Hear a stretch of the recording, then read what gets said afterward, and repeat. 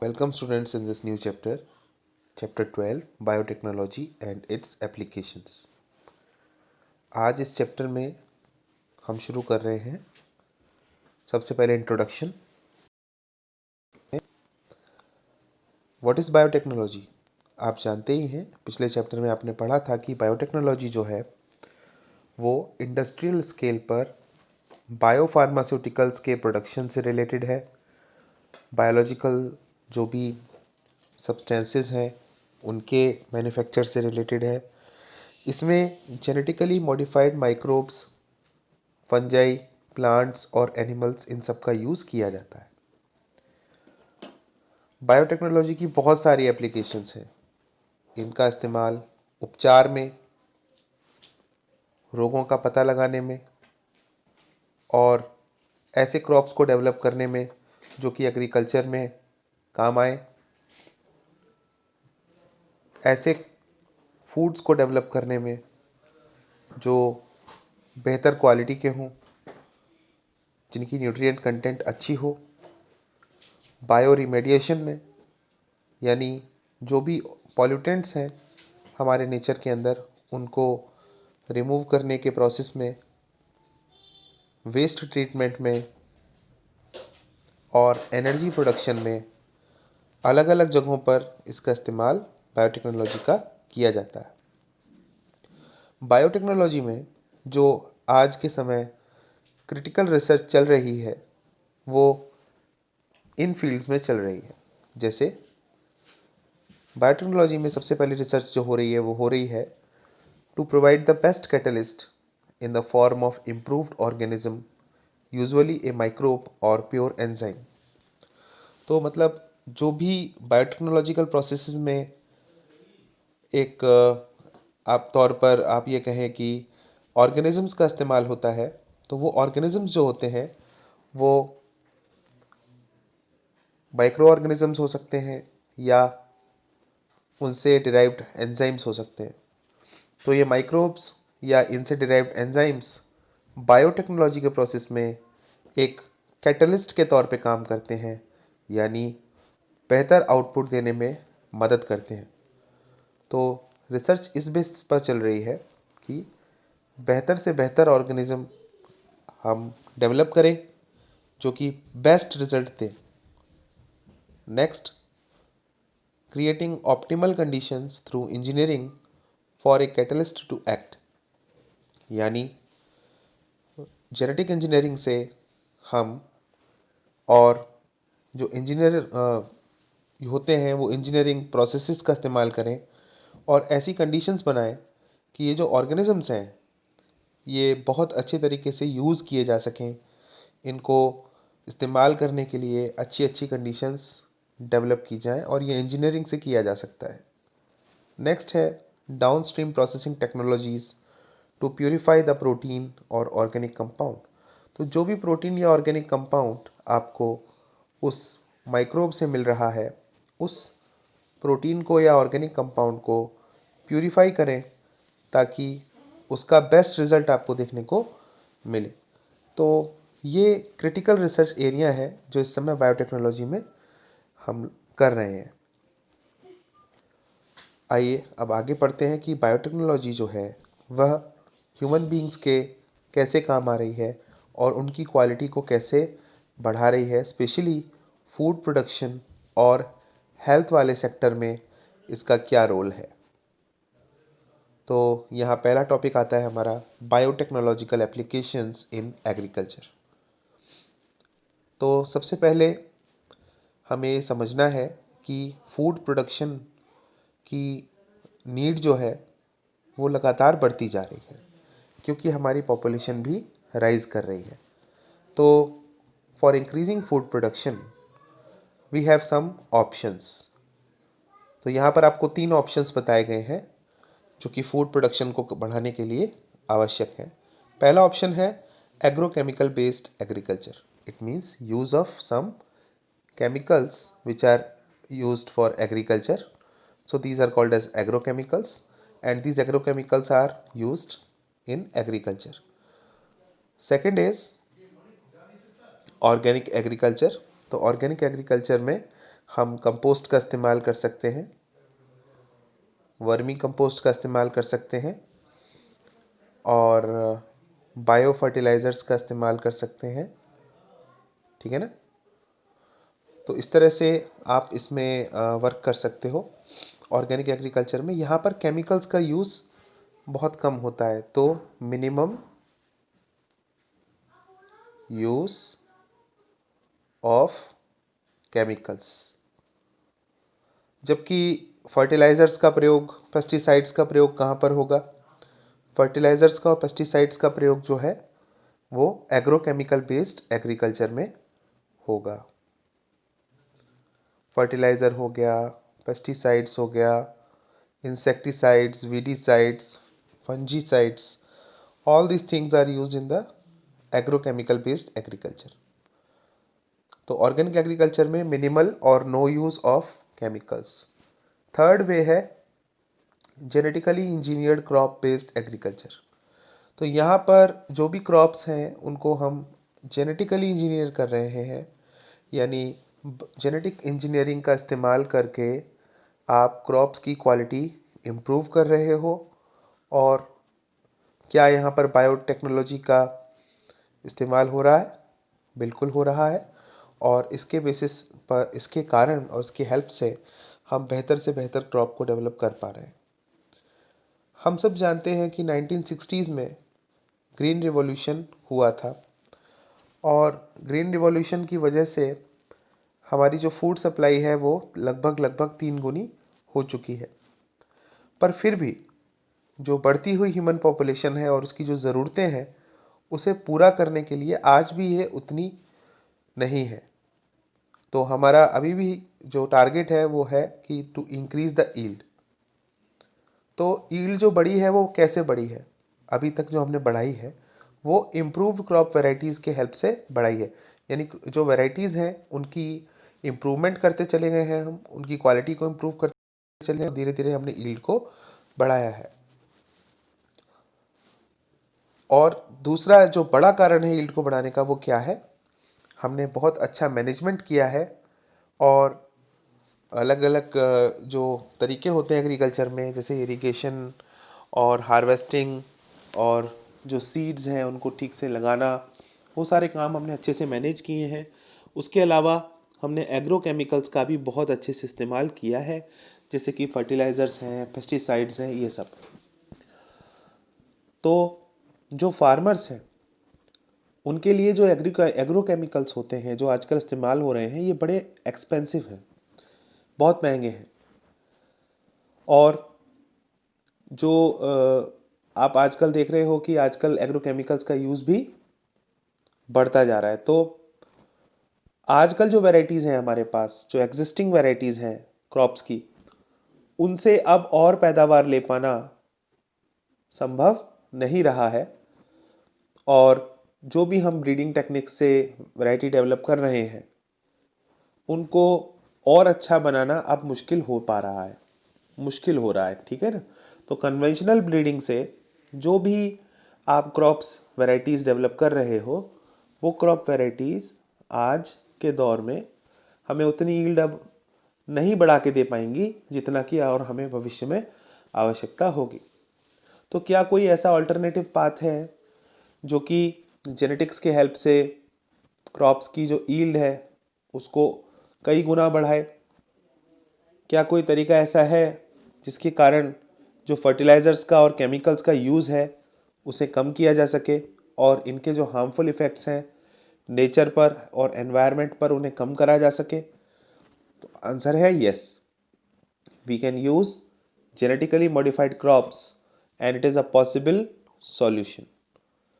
तो अगर आप जेनेटिकली मॉडिफाइड क्रॉप्स का इस्तेमाल करते हो तो बहुत सारी प्रॉब्लम्स आपकी दूर हो सकती हैं और साथ के साथ जो यील्ड है वो भी काफ़ी इंक्रीज हो सकती है। तो प्लांट्स, बैक्टीरिया, फंजाई, एनिमल्स, इन सब से आप जीन्स ले सकते हो जो कि यूज़फुल जीन्स हैं और इनको ऑल्टर कर सकते हो और इनको आप क्या बना सकते हो? Genetically modified organisms. plants, bacteria, fungi and animals whose genes have been altered by manipulation are called as genetically modified organisms. तो इन सब के जीन्स को हम ऑल्टर कर सकते हैं और उनको जीएमओ बना सकते हैं। जीएम प्लांट्स यानी जेनेटिकली मॉडिफाइड प्लांट्स हमारे लिए काफ़ी यूज़फुल है। कैसे? देखो, जो जेनेटिकली मॉडिफाइड प्लांट्स होते हैं, सबसे पहले हमने कुछ प्लांट्स को ऐसा बना दिया है, कुछ क्रॉप्स को हमने ऐसा बना दिया है जो कि एबायोटिक स्ट्रेस को, जैसे कि ठंड, सूखा, अधिक नमक, मतलब ज़मीन के अंदर सॉल्ट का कंटेंट ज़्यादा हो, या अधिक गर्मी को यानी ज़्यादा हीट को आसानी से टॉलरेट कर सकते हैं। तो जेनेटिकली मॉडिफाइड क्रॉप्स को आप एबायोटिक स्ट्रेस को टॉलरेट करने के लिए डेवलप कर चुके हो।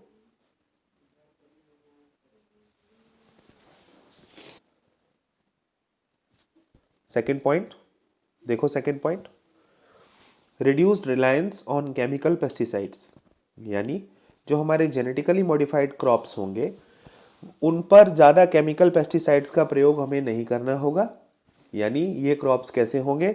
पेस्ट रेजिस्टेंट क्रॉप्स होंगे, तो केमिकल पेस्टिसाइड्स का इस्तेमाल भी कम हो जाएगा। नेक्स्ट, जेनेटिकली मॉडिफाइड क्रॉप्स जो है या प्लांट्स जो हैं, इनमें हार्वेस्ट के बाद जो खर्चा आता है या लॉस होता है वह कम हो जाएगा। यानी हार्वेस्ट करने के बाद जो क्रॉप्स होते थे वो जल्दी ख़राब हो जाते थे, उनको काफ़ी लॉस हुआ करता था पुराने समय में। लेकिन अगर आप जेनेटिकली मॉडिफाइड क्रॉप्स का इस्तेमाल करेंगे तो हार्वेस्टिंग के बाद यानी फसल काटने के बाद जो जल्दी से ख़राब हो जाती है या उसमें लॉस होते हैं, वो लॉस काफ़ी हद तक रुक जाएंगे। अगला है increased efficiency of mineral usage by plants, यानी जेनेटिकली मॉडिफाइड प्लांट्स जो होते हैं वो मिनरल्स को सॉइल से ईजिली एक्सट्रैक्ट करते हैं, ईजिली अपटेक करते हैं, और इसके कारण आप ये देखते हो कि वो इफ़िशियंट वे में भी इसको करते हैं। इफ़िशियंट यानी जितनी ज़रूरत है उतना, और ईजिली उसको ले सकते हैं। ऐसा करने के कारण जो सॉइल की फर्टिलिटी है वो बनी रहती है।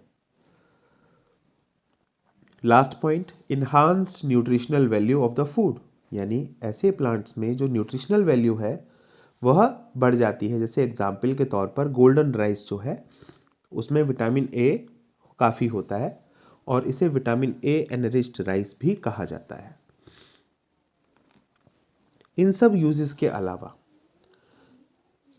जेनेटिक मॉडिफिकेशन से आप टेलर मेड प्लांट्स को, यानी अपनी नीड के अकॉर्डिंग कस्टम मेड प्लांट्स बना सकते हो, और इंडस्ट्री में ऐसे प्लांट्स को डेवलप करके आप अलग अलग यूज़ में उनको ले सकते हो। जैसे आप स्टार्च प्रोड्यूसर्स डेवलप कर सकते हो जो ज़्यादा स्टार्च कंटेंट को बनाते हों, या फ्यूल ऑब्टेन कर सकते हो ऐसे प्लांट्स से, या आप उनसे फार्मास्यूटिकल प्रोडक्ट्स ऑब्टेन कर सकते हो।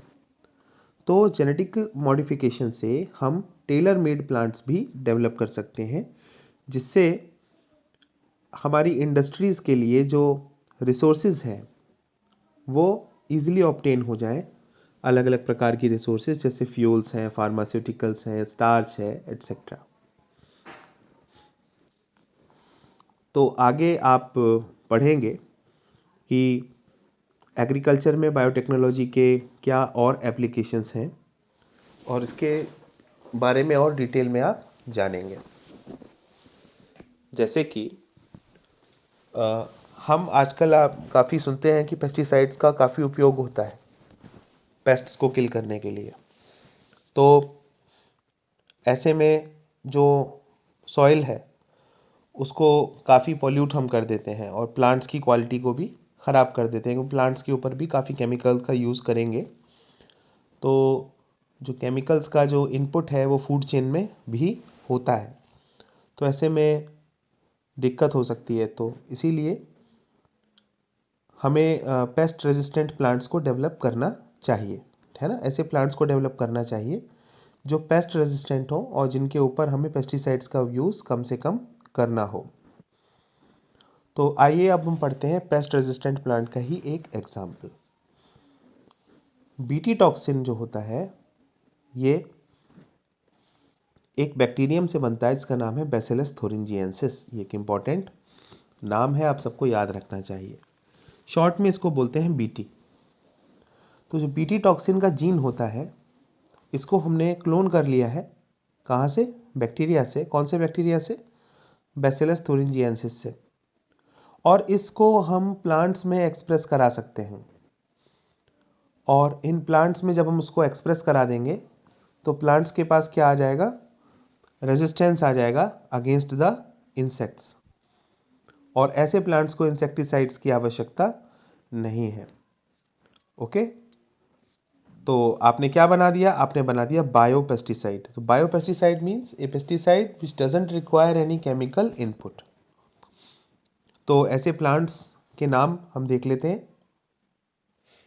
ऐसे प्लांट्स के नाम आप देखें तो बीटी कॉटन है, बीटी कॉर्न है, राइस है, टमाटो, बीटी पोटैटो।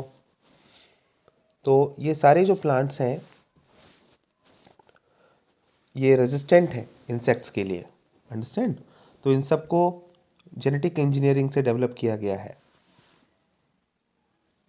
तो यहाँ पर हम एग्जाम्पल पढ़ने जा रहे हैं बीटी कॉटन का।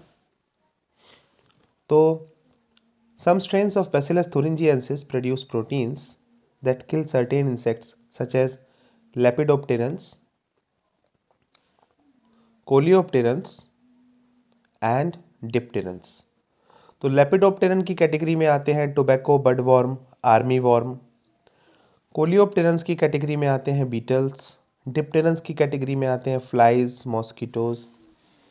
तो बैसिलस थोरिंजिएंसिस जो बैक्टीरियम है इसके कुछ स्ट्रेन्स जो हैं वो ऐसे प्रोटीन बनाते हैं जो इन इंसेक्ट्स को किल कर सकते हैं।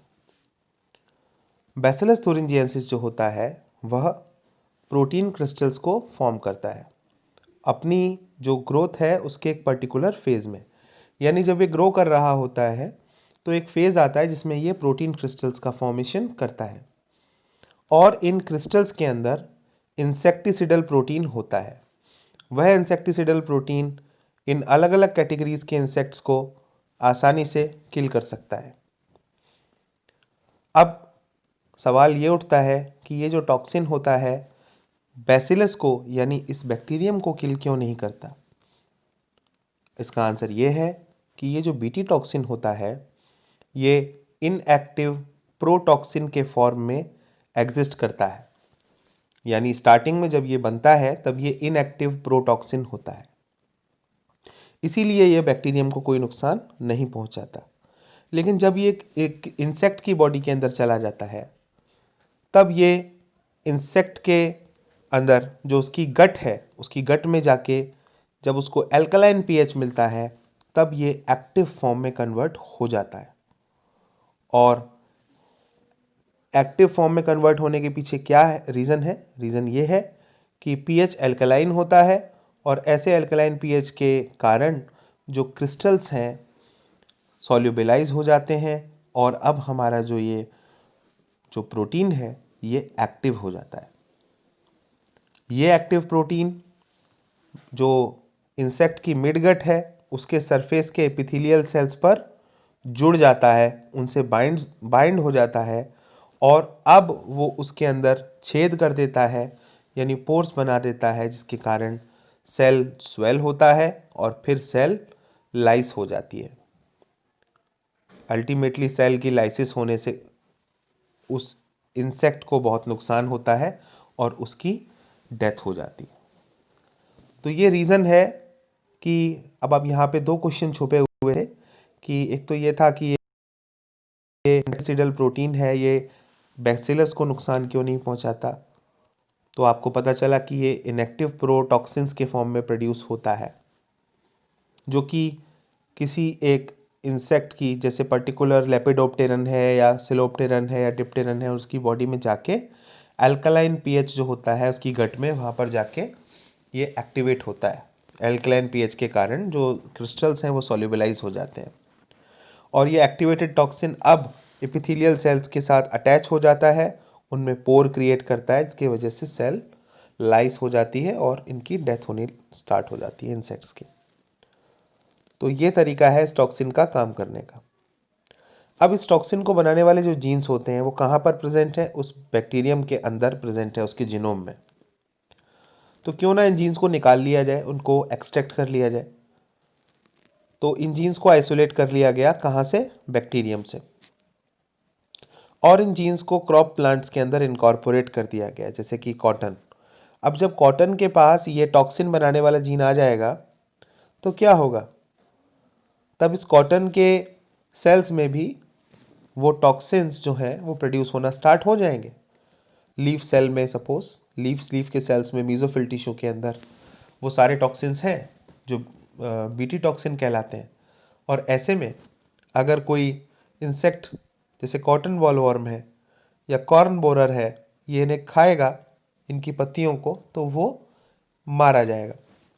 The choice of genes depends upon the crop and the targeted pest, as most BT toxins are insect group specific. तो जितने भी बीटी टॉक्सिन्स हैं वो किसी न किसी इंसेक्ट ग्रुप के लिए स्पेसिफिक होते हैं, इसीलिए हमें कौन सा जीन प्लांट के अंदर इनकॉर्पोरेट करना है ये पहले से हम पेस्ट के अकॉर्डिंग ही चुन लेते हैं। टॉक्सिन को कोड करने वाले जीन का नाम है CRY1AC और इसको हम क्या बोलते हैं शॉर्ट में? CRY, small CRY। This is the gene. तो और देखो कौन कौन सी जीन्स हैं। CRY1AC, CRY2AB, ये दो जीन्स हैं। जैसे CRY1AC किसे कंट्रोल करता है? कॉटन बॉलवर्म को, ओके। और CRY2AB किसे कंट्रोल करता है? कॉटन बॉलवर्म को। जबकि CRY1AB किसे कंट्रोल करता है? कॉर्न बोरर को। तो जो अलग अलग जीन्स हैं वो अलग अलग टाइप के इंसेक्ट्स को कंट्रोल करते हैं। तो यहाँ पर ये वाला पार्ट आपके लिए इंपॉर्टेंट है। ये 1 मार्क क्वेश्चन में आपसे पूछा जा सकता है कि कौन सा जीन जो है कॉटन बॉलवर्म को कंट्रोल करता है। तो आप ये दोनों नाम लिख सकते हो। कॉर्न बोरर को कौन कंट्रोल करता है? तो CRY1AB। So these are the genes which create toxins. Here you can see cotton ball destroyed by the bollworm। ए वाला देखिए, बॉलवर्म ने इसमें छेद कर दिया है, इसको डिस्ट्रॉय कर दिया है। और आप बी वाले में देखो, फुली मैच्योर कॉटन बॉल है जो कि ठीक है, यानी ये डेवलप हो गई। और जहाँ पर जो नुकसान हुआ था वो डेवलप नहीं हो पाई, उसमें जो बॉलवर्म थे उन्होंने होल बना दिया। तो आप समझ में ये कंसेप्ट आ गया होगा कैसे हम बीटी कॉटन प्लांट को डेवलप कर सकते हैं और बीटी कॉटन क्यों इम्पोर्टेंट है। ये एक जेनेटिकली मॉडिफाइड प्लांट का एक एग्जाम्पल है आपके सामने।